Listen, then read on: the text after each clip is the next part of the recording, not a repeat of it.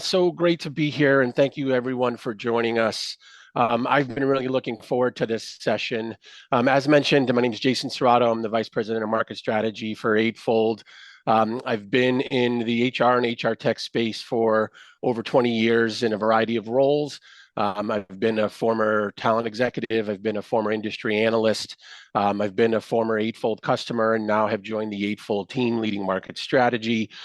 So I love the topic of talent technology and the future of work.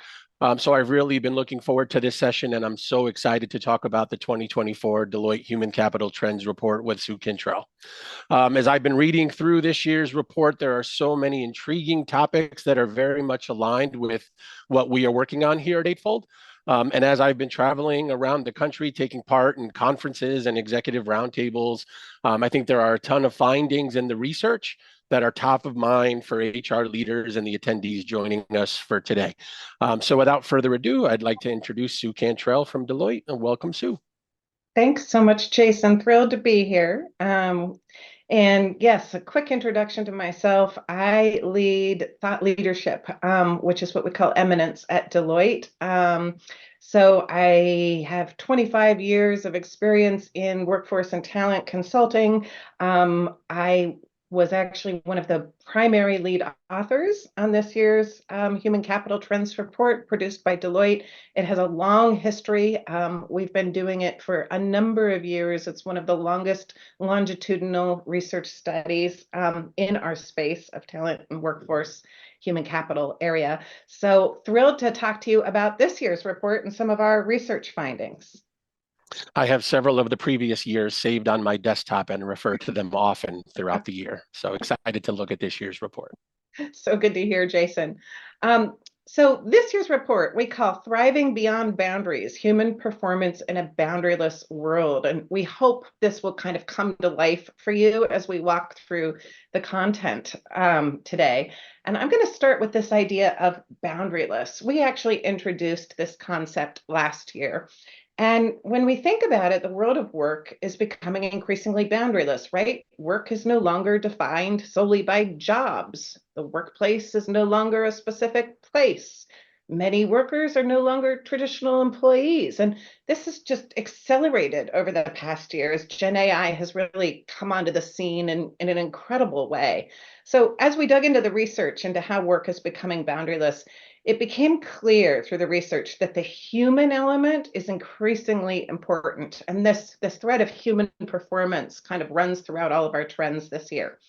But the issue is that the old thinking and kind of traditional mindsets and what we call proxies are getting in the way of unlocking human performance. And proxies served as kind of imperfect placeholders for what should truly be measured. They were put in place for a simpler world, right? So when you think about it, we have some proxies here on our page. The notion of the employee, that used to capture the singular notion of full-time staff, who our workers were. But today we have a full ecosystem of workers that create value for our organization, contractors, workers from our partners, even AI as a worker, right? The job, we tend to think of that as equated with work. It documents a set of repeatable functional tasks, but it really doesn't account for all the dynamism of work today. And sometimes, based on our research, work is often performed outside of traditional job boundaries, as we see Eightfold is enabling as an example. This notion of culture there on the left, we tend to think of culture as a monolithic, one-size-fits-all corporate culture as the way organizations should operate. But increasingly in this world where agility is valued more than stability, organizations are made up of an abundance of microcultures. It's one of our trends, and we see that as a positive thing. Employee engagement, right? That is typically been used to evaluate the relationship between organizations and workers. But maybe what we should be measuring is trust, because when we think about engagement, it measures how much discretionary effort workers are willing to expend for their organization's benefit. But whether or not it helps workers is a little bit less clear. Productivity, right? We measure worker activity, revenues per employee, activity, how many hours are you working? but that doesn't fully account for outcomes, right? The business outcomes and the human outcomes that you want to drive. So we think these proxies of the past are kind of holding us back to creating new value in a boundaryless world. A little bit about our research that went into our trends this year. We had 14,000 respondents. This year we did something a little differently. We surveyed both workers and executives separately to really get at the perceptions and the differences among them. 95 countries across all different regions and industries. So quite a substantial research study. And again, what we found was that human factor is the key to making real progress. So one of the most interesting things we found in our study is what we call the knowing versus doing gap. So what we found is to make progress, knowing isn't the barrier, right? So here on the slide, you can see 74% of respondents said they knew this year's trends were really important, very critically important. Where they get stuck is in the doing, right? Making real, actionable, tangible progress to unlocking human performance. So only 10% of respondents said they believe they're accomplishing great things to address these issues that the trends uncovers. So those who are able to bridge this gap between knowing and doing are more likely to produce better business and human outcomes. And really what we focused on throughout all the trends is how do you make that difference? What do you do, tangibly speaking, to do the trends? One of them is unlocking those proxies of the past. So I told you in the beginning, human performance kind of runs through as a major theme throughout all of our trends. What do we mean when we say this? The idea here is that typically in the past, you would see a focus on business outcomes or human outcomes, usually prioritized separately, usually business outcomes more than human outcomes.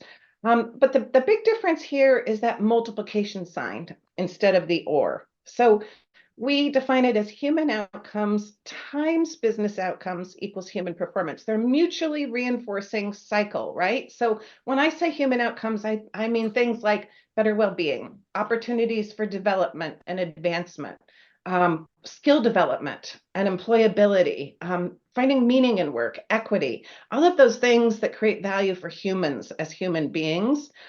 Business outcomes are the usual suspects. But what we found is that this is no longer optional to treat them separately because both together drive performance. We need to drive business and human outcomes together. And it's that multiplier effect that propels us. You can see here at the bottom of the slide that we also did some research that those that bridge that gap between knowing and doing are far more likely to drive both business outcomes and human outcomes.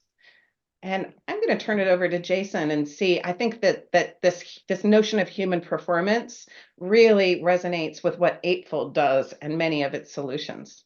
Yeah. I mean, it's very intriguing and mirrors a lot of the work that we're doing because a lot of organizations are looking at tools like talent intelligence, especially aligned with the conversations around becoming a skills-based organization. But what does a skills-based organization mean? It means starting to look at this shift from organizing around the job to kind of balancing the view to putting an increased emphasis around the talent.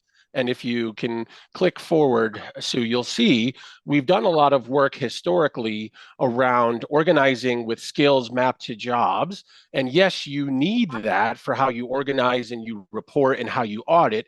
But increasingly in today's world, as we start to decouple how work gets done and how work is organized, and especially with the rapid pace of transformation with things like generative AI, work is increasingly transforming, and you need to use tools like AI to understand how skills are changing and evolving. So tools like talent intelligence and especially a platform like Eightfold are helping organizations map skills to people in the context of work that then can inform how those skills are updating and being mapped to jobs. And for us, we feel you kind of need both of these tools working together in a complementary nature to see the full picture, right? And if you think about it, when you put job titles and job descriptions together, they've always been a reflection or a summary of skills, right? But that's always been somewhat of a lagging measure. And when you're looking at talent profiles and the work that people are doing in real time, that is more of a leading measure.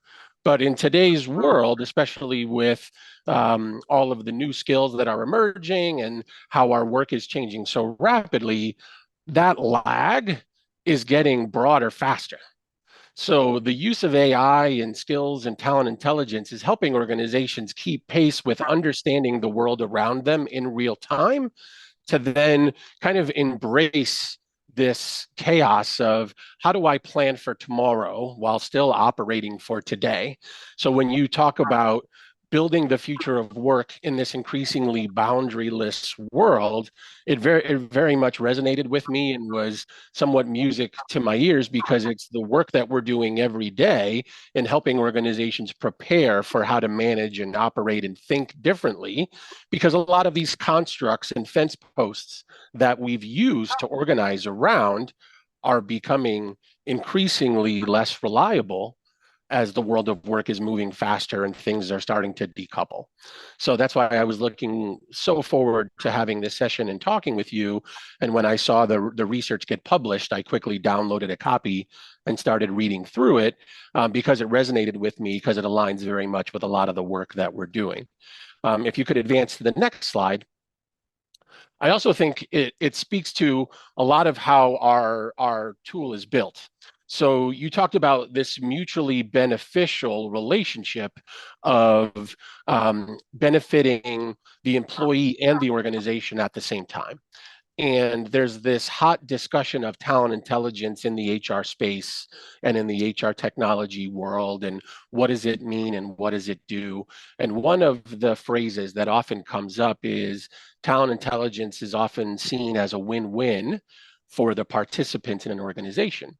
And that's because what it helps is it helps this understanding of talent in the context of work, but it also helps for the users, whether it be an applicant, a candidate, an employee, a manager, an HR partner, but it also helps the organization, the enterprise, the leaders, the talent planners, and the people kind of looking down on the data in the organization.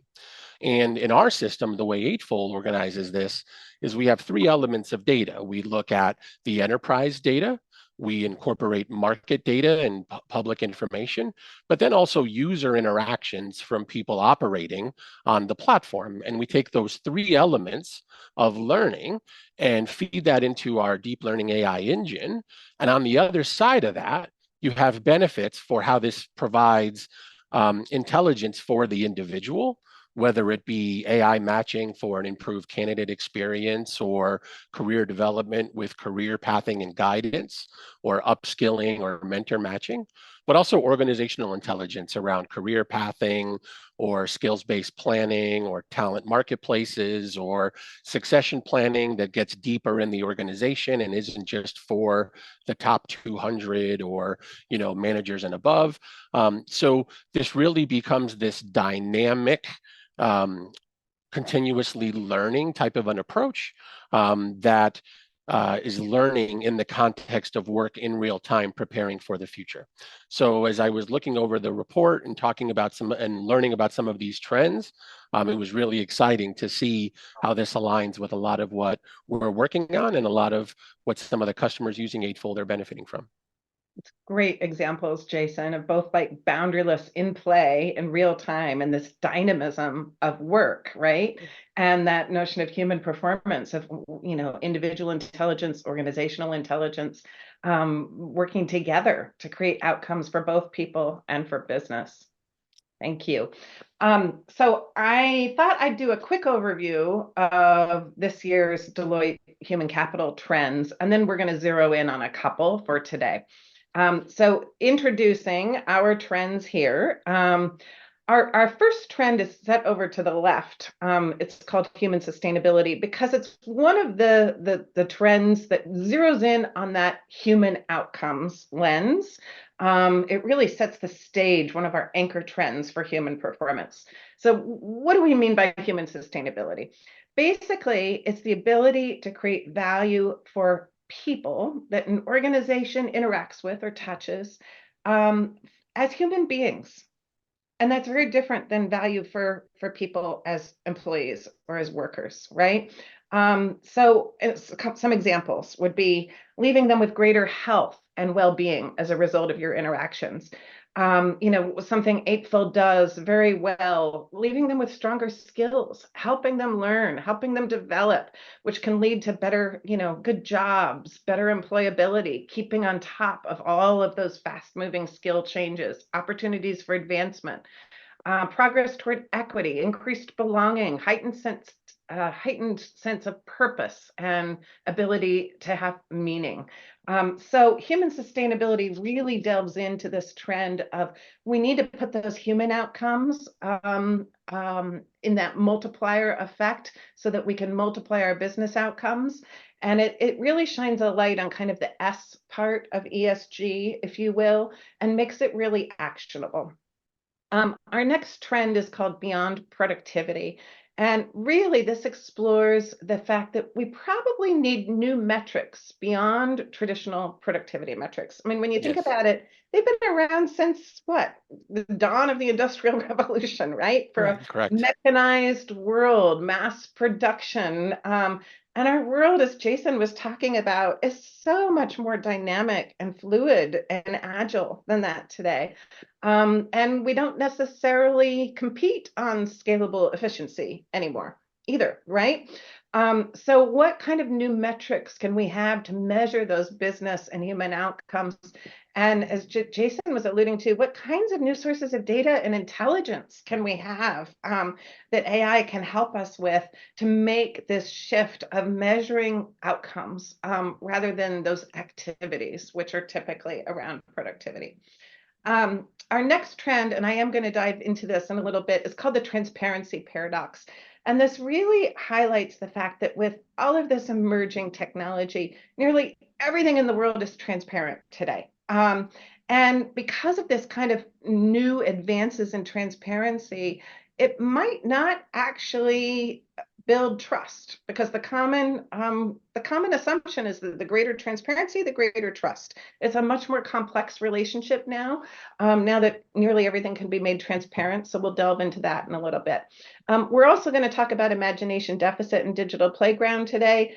These are really about how new digital advances like generative AI are exposing an imagination deficit, what we call, and how operationalizing human capabilities and providing workers with what we call safe digital playgrounds to practice those human capabilities can help solve that deficit.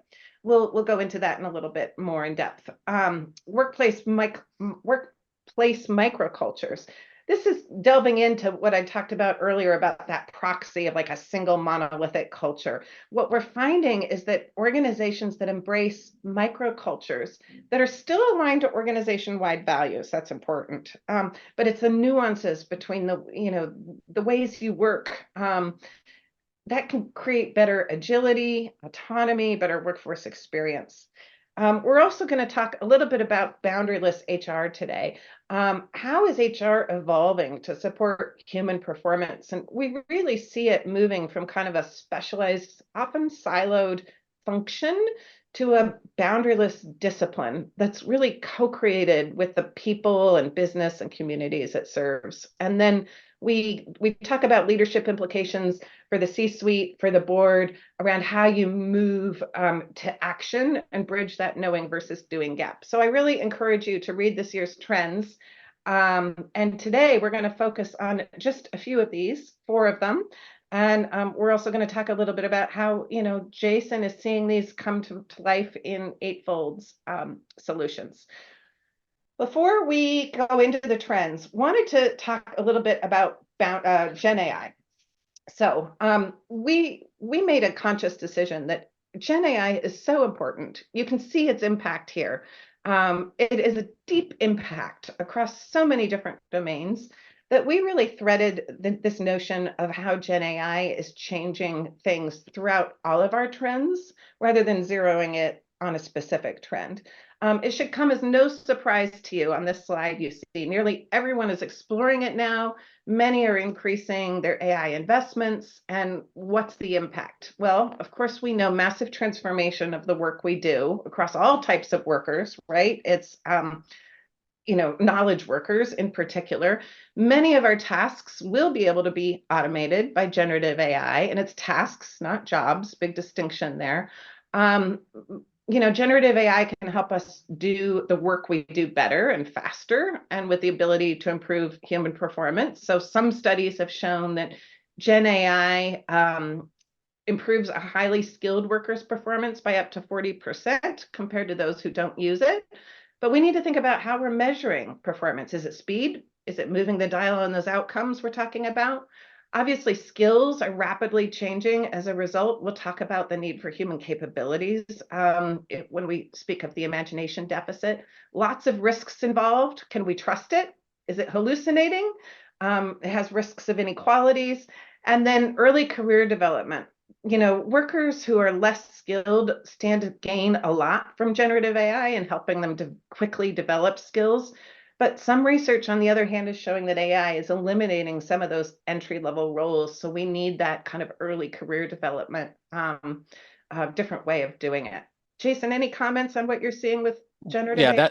that last one is one that I'm extremely interested in, is that we've heard about disruption in the LMS and training market in terms of technology and the importance in organizations trying to understand new ways to approach this. And I think part of this is because a lot of the on-the-job training that organizations used to rely on, those positions are getting fewer and far between, but also a lot of the tasks that people used to be able to do to kind of learn in the moment on the job are the tasks that are increasingly being automated.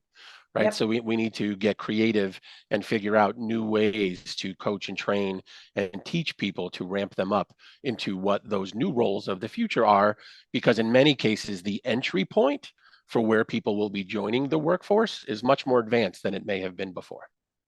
Absolutely. Could not agree more. Okay. Speaking about generative AI, our first trend is what we're calling the transparency paradox. And when you think about this, generative AI, large language models, they can analyze vast amounts of text data, right? Like employee emails, surveys, social media, and they can uncover hidden patterns and sentiment trends beyond, traditional statistical methods can detect. And Gen AI can draw from internal and external data sources to create personalized learning and development plans, for example. Basically, it's not just Gen AI, but all different kinds of technologies, smart sensors in the environment, the ability to track people's, digital work as they work. It's making the ability for nearly everything to become transparent, right? So what this is causing is what we're calling a transparency paradox. And really, the thinking here is that increasingly, or the common assumption is that transparency is commonly thought to drive trust, right? So you can see here on the right, 86% of leaders say that the more transparent the organization is, the greater workforce trust. But the issue here is that that assumption no longer holds true in a world when new technology developments can make so much transparent, right? So you can see here on the left that there's an average of 400 sources organizations use to collect data today. And Gen AI can help us synthesize and make sense of that data. Transparency has changed, right? So today we can see how and where workers are working. We can see organizational experiences through social media posts. We can analyze worker data from collaboration platforms or email. So many leaders are finding this type of transparency is alluring, but it can be both a gold mine, opening all kinds of insights, but also a landmine in that the flip side of transparency is privacy, right? So we need to be able to get this balance between transparency and privacy right.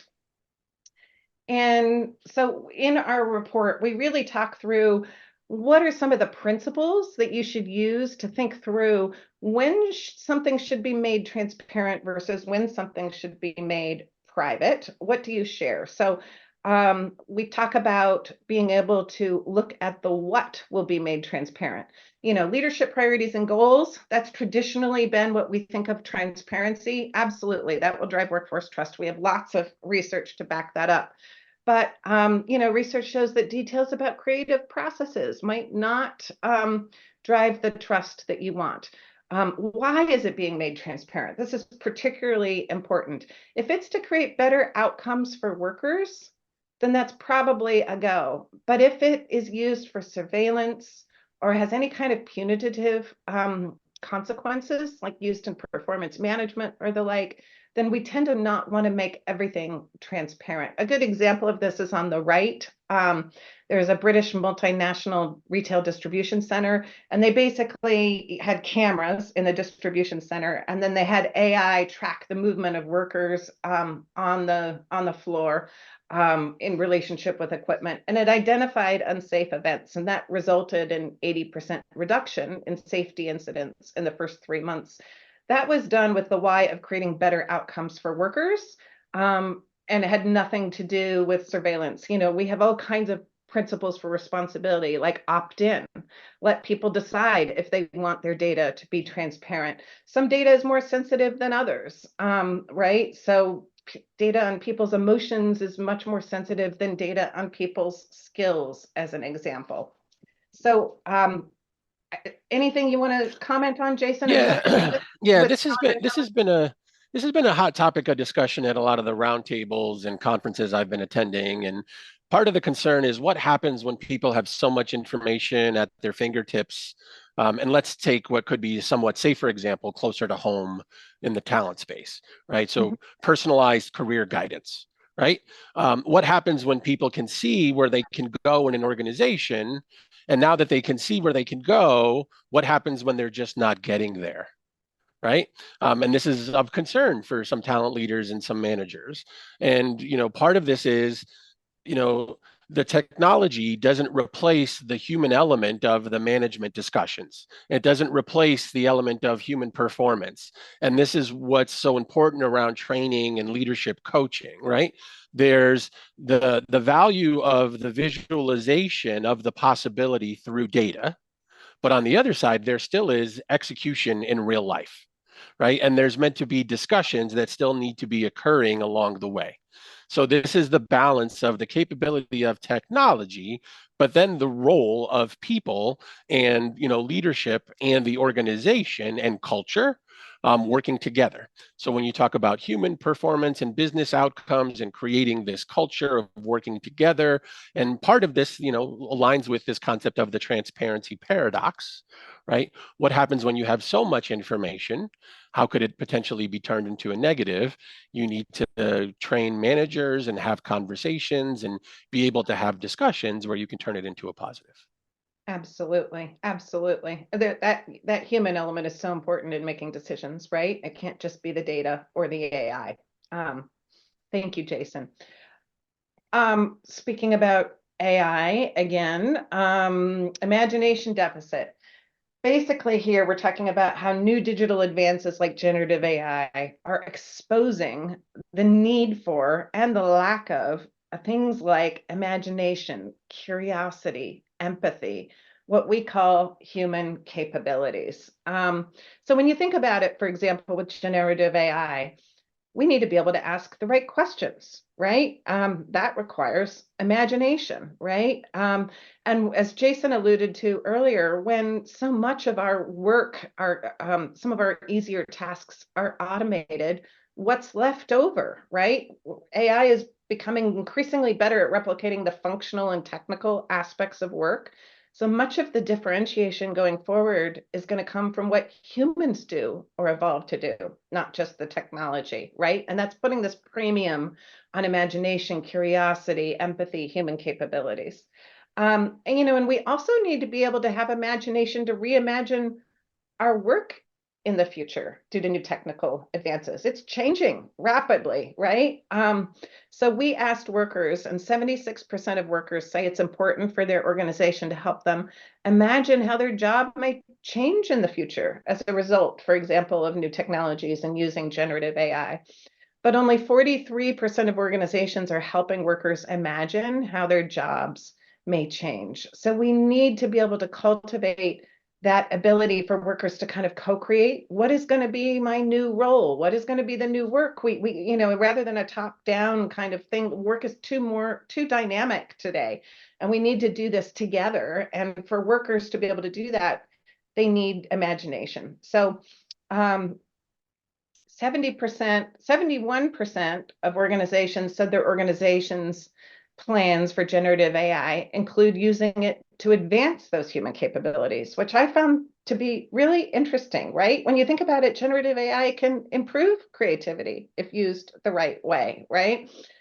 So that will help close some of the gap. What we need to do is operationalize human capabilities. And our workforce functions haven't necessarily quite figured that out yet. One of the problems is being able to measure human capabilities, right? So only 48% of organizations that we surveyed are confident that they have verified and valid information on their workers' human capabilities. It's harder to measure that and document it than our technical or hard skills, right? And then somewhat alarming is only 10% of organizations say their current workforce possesses those high priority human capabilities that are needed. So there's a real gap here that we need to broach, that knowing, doing versus doing gap. So we have an example here of one organization that's trying to do this, IKEA. IDEO. It intentionally tries to hire for human capabilities. So it practices what it calls hiring T-shaped employees, people with human capabilities like creativity, and that's the vertical stroke of the T, and then also a willingness to collaborate across disciplines. That's the horizontal stroke of the T. So T-shaped candidates, they're more likely to ask questions not directly related to the role that they're interviewing for. They tend to talk about how past successes have involved collaboration rather than focusing exclusively on themselves. So it's just one example of how one organization is trying to really operationalize those human capabilities in its hiring practice. So what do we do about this? Yeah, go ahead, Jason. Well, Sue, just going back to that comment around kind of T-shaped Yeah. candidates and T-shaped opportunities. One of the debates that's been going on for the last few years, for a while now, is the impact of AI and generative AI and what jobs will be replaced, but also what jobs will be created. Yep. And one of the things about skills and a skills-based approach and talent intelligence and understanding kind of skills in the context of work is one of the capabilities is that increasingly the jobs that will be created will be jobs that didn't exist before that sit between functions. Yes. That increasingly will be specialized hybrid roles that may be a combination of operations, finance, and legal, or engineering and legal and some other function. And this ability to understand how skills overlap or how skills are adjacent, but also to have this kind of ability for this T-shaped careers and T-shaped thinking will be the jobs of the future. So part of this is we did a research study back when I was an industry analyst, and we were looking at kind of the competitive nature of talent acquisition and the rise of skills. And one of the things that we looked at was skills increasingly being added to job descriptions. Mm-hmm. And one of the things that we saw was year over year, there was a significant increase in the number of skills being listed in job descriptions. But as we were tracking the skills that were being added, they often were the skills that were declining and not the skills that were emerging, because people were looking at how the work had been done and not able to accurately, predict or plan for how the work was going to be done in the future. right? So they were hiring for, well, how have we done this? And they were listing skills. And when Yep. you looked at the skills, they were skills that were not likely to be needed 2 or 3 years down the road, right? So part of this is we're partnering with organizations that are using skills intelligence to start to foster and develop kind of portfolios and audiences of talent to say, we're not sure exactly what the roles of the future are yet, but we know we want to pay attention to and develop and nurture people with these skills. And as we start to understand who these people are and what skills we want to pay attention to that are emerging in our organizations, we can now, keep an eye on them as these roles start to surface, right? Because the world of work is changing so fast, and organizations are pivoting into new industries and new technologies are being created. This is some of the impact of what AI is surfacing, but also how the nature of work is changing. Absolutely. We call these enduring human capabilities like imagination and the ability to quickly learn, because those are what's going to endure, right? But the specific technical skills, they're going to be changing all the time. And so we need to be able to have those kind of foundational human capabilities, to be able to be much more adaptive. I love that notion of kind of hybrid roles sitting between functions. We're seeing that as well. It relates to our trend we're going to talk about in boundaryless HR in a little bit. So to close off on this imagination deficit, just a couple action points. Jason and I were both talking about kind of how you operationalize this as part of your strategy. Talent intelligence can help with this. Highlight for workers, teams, and managers just the need to prioritize them, reward for them. Measuring them can help. Provide opportunities and venues for workers to explore, experiment, disrupt, co-create. That, helps them practice imagination.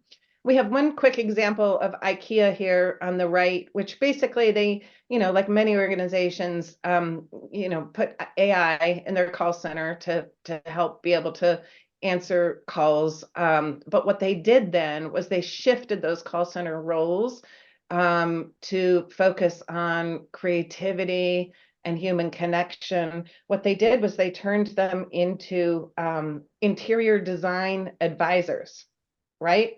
So much more complex value-added service, probably likely one of those hybrid roles you were talking about, Jason, is my Yeah. guess. And then they provided upskilling to improve those kinds of human capabilities and technical skills needed for it, and that led to an increase in sales. And that was the business outcomes, but it also developed, the skills and meaning for their workers, which was human outcomes. And as you and I were meeting to prepare for this, we were talking. I love, many of you out there may have seen, there's a video that's been around for a couple of years now that shows how software ate hardware, and Yes. all the things that used to be on your desk that are now on your phone, right? Your calendar disappeared, your calculator disappeared, your planner disappeared. It's now all an app on your phone.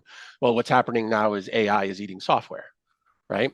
So if all of this is coming off your plate, and it's no longer something that you have to do as part of your work, the way we communicate and interact are amplified, right? If the administration and the transactions are removed via AI, it amplifies the importance of the human element.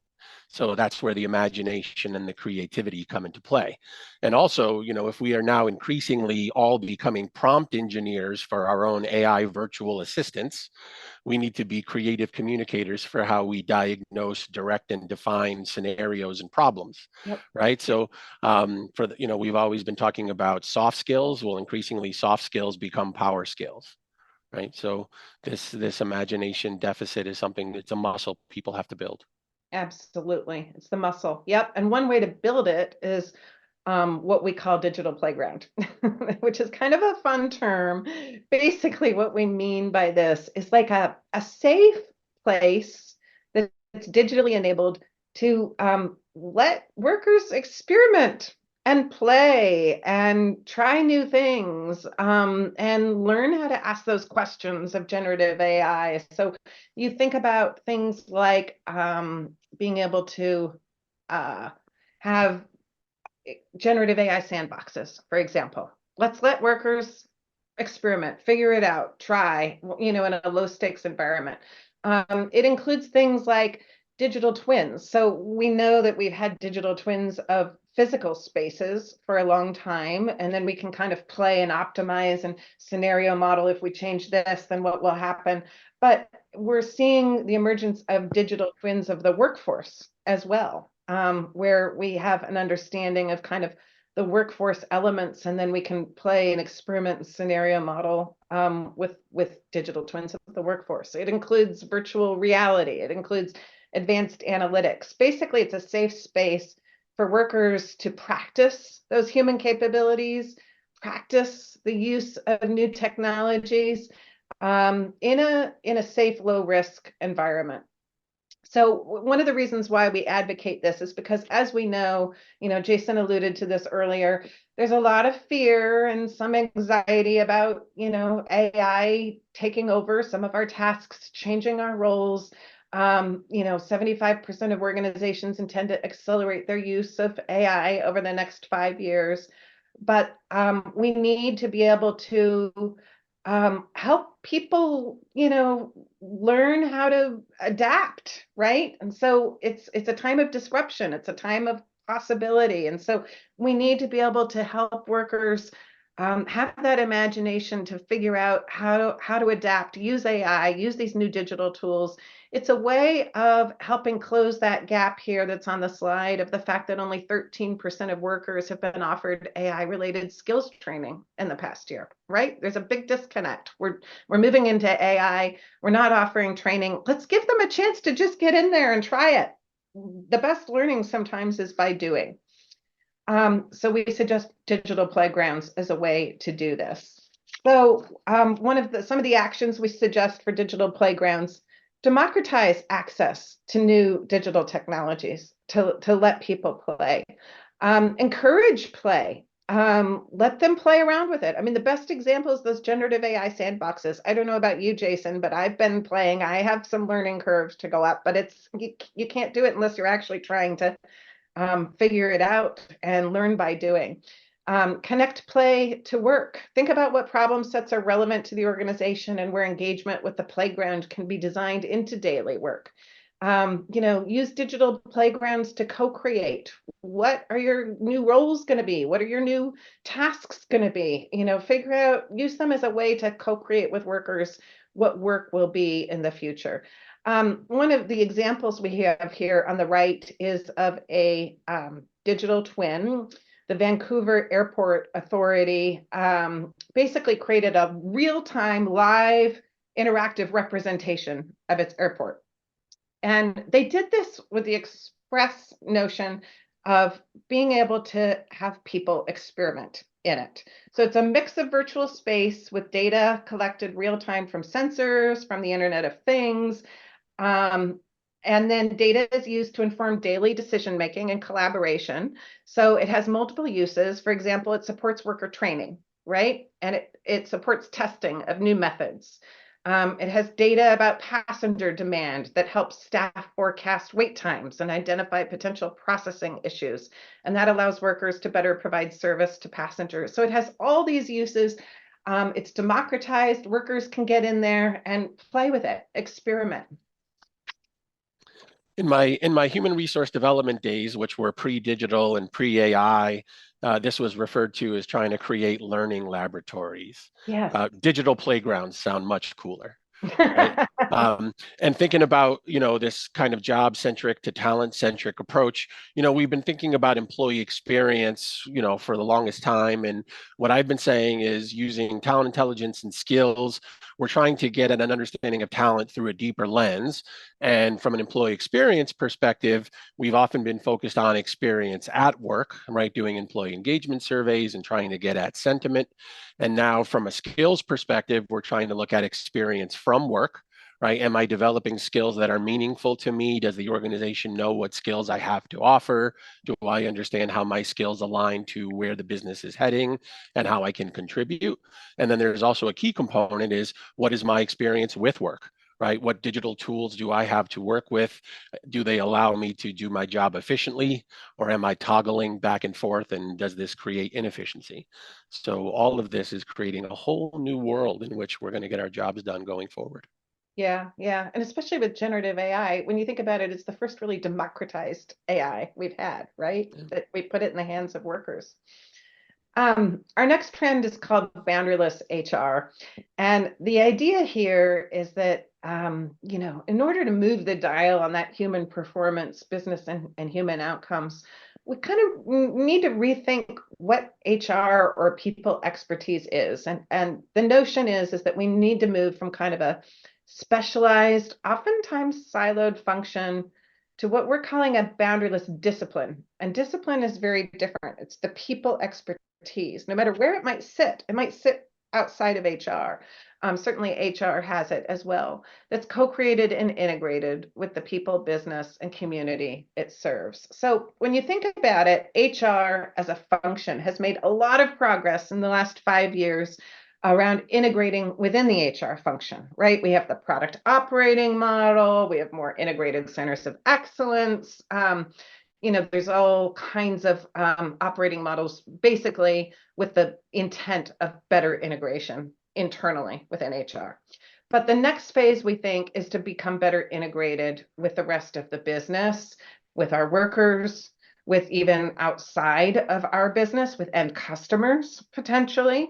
When you think about it, there's kind of four boundaries. This is why we call it boundaryless HR, that start to dissolve with a boundaryless HR approach. First, the boundaries between HR and other disciplines. So, digital transformation. With the advent of Gen AI, HR has got to work closely with IT, with business leaders, with workers to redesign work and roles, right? All kinds of examples. Responsible use of workforce data and AI. HR has to work with IT, with risk, with ethics. ESG, HR has to work with corporate responsibility, DEI, finance, operations, marketing, public affairs, right? The boundaries between those disciplines are coming down.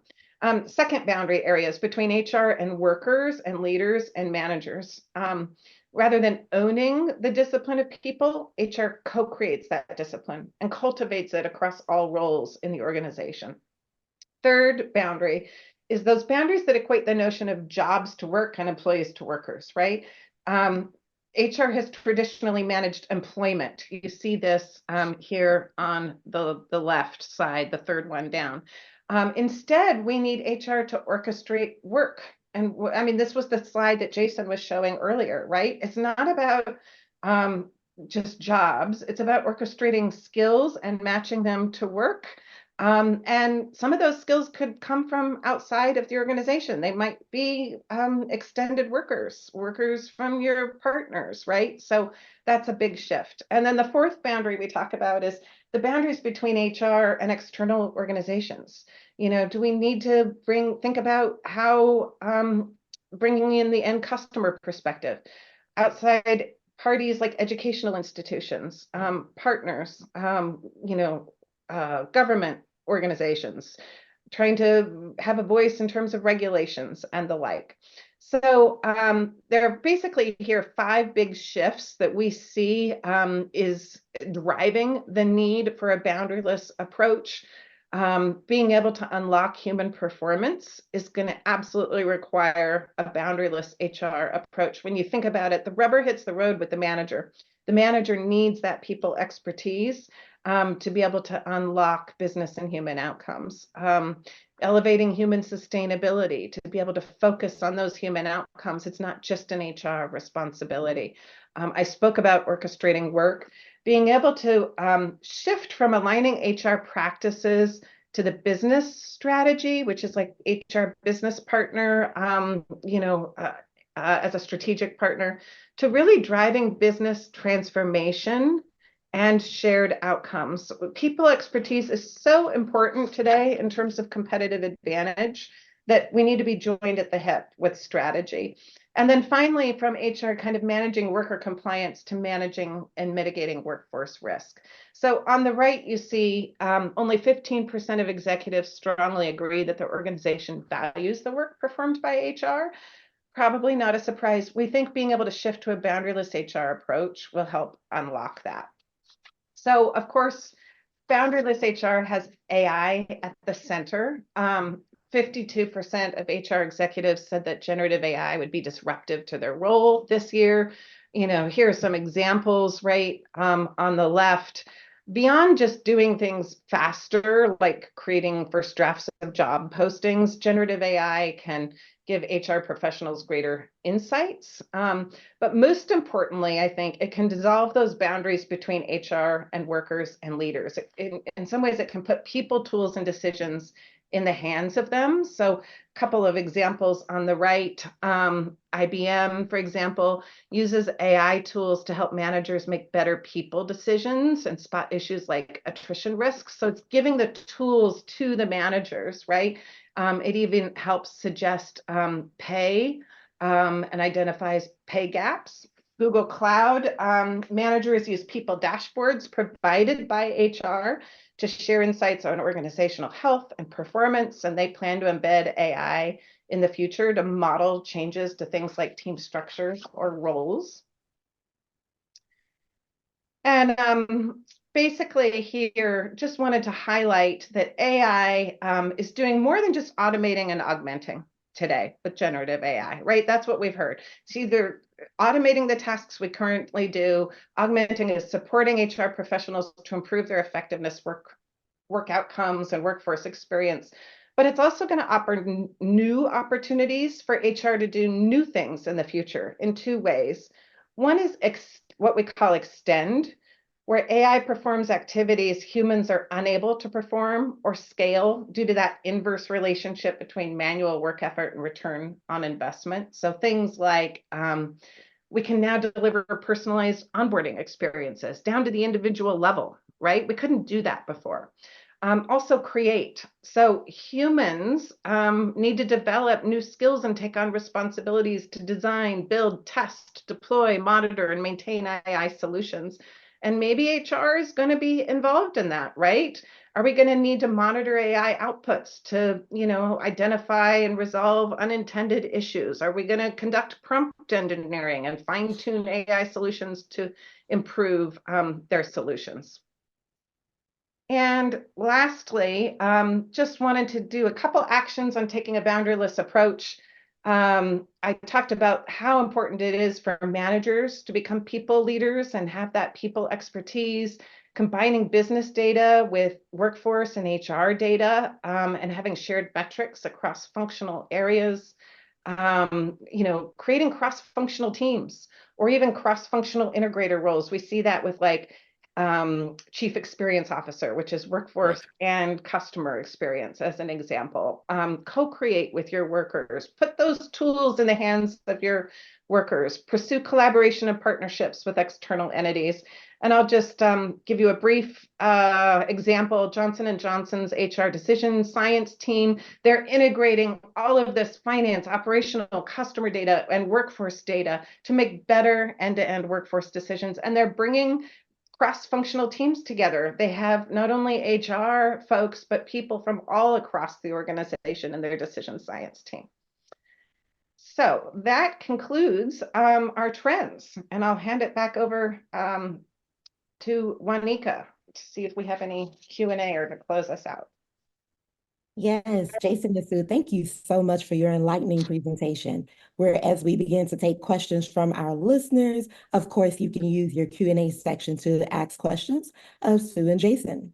The first question is, what is needed to embrace the mindset shift from how we used to think and do things to where we should be now, given the way work is changing? I'll start with that, and then maybe Jason, you can chime in. The mindset shift is probably one of the most important issues to address. I think it's one of the biggest barriers. I think we need to be able to open ourselves to looking at things in a different light. I mean, we talked about those proxies, being able to see more meaningful constructs. So, not just the job, but skills, right? And then to be able to measure them. I think is really important to make it tangible rather than just a mindset shift. I think a big part of it is trying to determine what outcomes you're trying to drive and what problems you're ultimately trying to solve. But the other part about it is it needs to be a systemic approach, right? It's not just a tool, right? You have to address culture and you have to address policies and you have to address process. It's all on the table. Right. So, for example, we were having a conversation a week or so ago where the main focus was return to office. And I was saying, if you think this is just about return to office, that's only the tip of the iceberg. Everything we talked about today is happening whether you work in the office or you work remotely. The world of work is changing, right? So it's about policies and culture and technology, whether you're all sitting together in the same building or not. The world of work and the way we're going to work together and the tools we're going to work to get it done are drastically different than how we did this just a few years ago. And we need to kind of rethink how we think, operate, manage, and measure differently going forward. What do you think are some of the pain points that might be addressed if we embrace this mindset shift?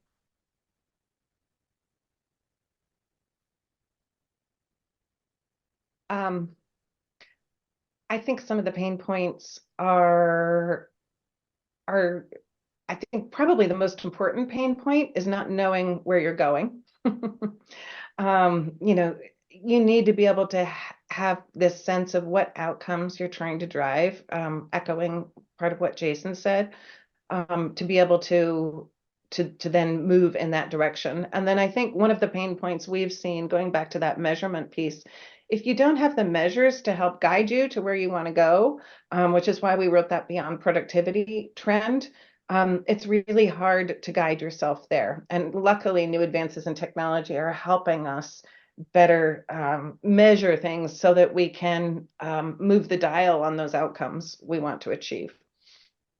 Yeah, I think it's okay to not entirely know where you're going so long as you're able to change direction quickly. Yeah. Right?